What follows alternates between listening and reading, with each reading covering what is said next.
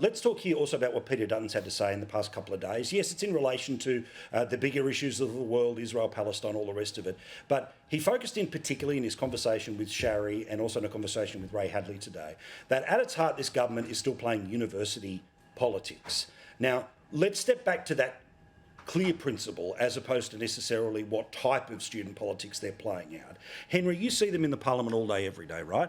And they may well have worked for Wayne Swan and eventually become the treasurer, or they are, of course, the brother of the union boss who ends up sort of with a relationship in and around industrial relations, or we end up with Chris Bowen who's sort of doing everything he can to make sure that he can pretend that we can change the weather by changing 1% of what's happening in global emissions. It does feel like this government is still stuck, as if they're trying to fight Twitter battles or fight it back at university.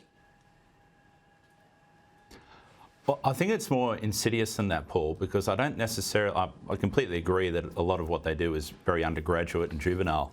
But I think that this is really not about foreign policy at all. It's about domestic politics. It's about trying to play to a cohort within some of their inner city seats who will have a negative view towards the Israeli response to what's happened on October the 7th.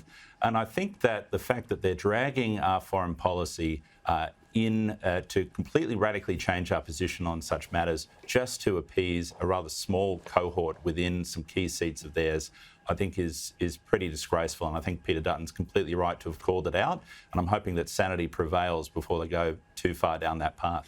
Yeah, so Lisa, I mean, Peter Dutton trying to put himself basically sort of in the position of trying to commentate as well as combat what the government is trying to do. Do you think that this is the right lane for him to be trying to say what this government is really all about and about how they are making some of their decisions? Because as I explained at the start of the show, we all know what Labor's going to try to do, which is to pretend, you know, Aussie Trump, Aussie Trump, Aussie Trump, threat to democracy. Yeah, look, I think what was good about Peter Dutton today is he came out and he said zero tolerance. And I think more Australians want to hear that sort of firm leadership when we look at who our leaders are in Canberra. So you mentioned I was at the Queensland Press Club lunch today and the Prime Minister was speaking.